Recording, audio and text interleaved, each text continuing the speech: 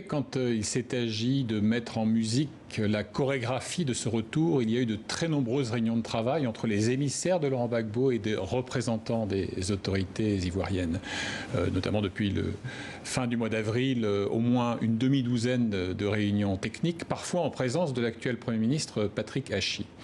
Et je me souviens de ces échanges sur le qualificatif qu'il convenait d'employer. Alors, fallait-il un retour triomphal, ça c'est ce qu'on disait évidemment côté Gbagbo, un retour discret ou minimaliste, etc.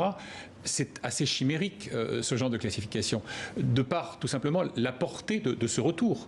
Il était inimaginable que le retour se fît en catimini. Ça n'était pas envisageable.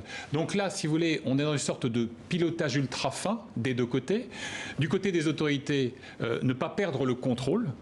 Imaginons un déferlement populaire qui déborderait et qui viendrait dans des lieux symboliques, etc. Et puis du côté de Laurent Gbagbo, on reviendra sans doute sur les mots qu'il a choisis lors de sa première déclaration voilà quelques instants, et bien aussi montrer une maîtrise et surtout une dramaturgie de ce retour qui ne vienne pas heurter frontalement le discours et le verbe sur la réconciliation et l'esprit de concorde. Donc vous voyez, des deux côtés, en fait, la marge de manœuvre était infiniment étroite. Une peur d'une sorte de triomphalisme exacerbé, peut-être, par les autorités?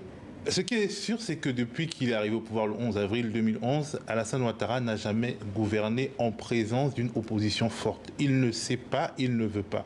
Et c'est ce qui est le plus inquiétant. C'est-à-dire que Laurent Gbagbo, c'est quand même autre chose qu'Henri Konan-Bédié. Les partis sont forts tous les deux, mais le charisme de Gbagbo, il est envahissant pour Alassane Ouattara. Il y a une forte rivalité, et notamment, on se souvient de la bataille d'Abidjan en 2010 que Gbagbo a remporté. Abidjan, c'est le fief quand même plus de Laurent Gbagbo que d'Alassane Ouattara. Et il y a une crainte quand même que... comment dire, la crainte de la double présidence est dans la tête d'Alassane Ouattara, la crainte de la double légitimité. Et c'est ça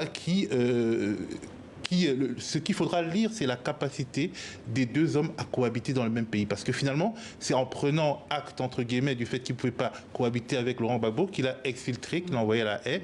Par la force des choses, il est revenu. Comment Ouattara pourra-t-il gouverner sans avoir tous les pouvoirs? Parce que depuis qu'il arrive au pouvoir, il a assujetti l'exécutif, le législatif, le judiciaire, toutes les institutions.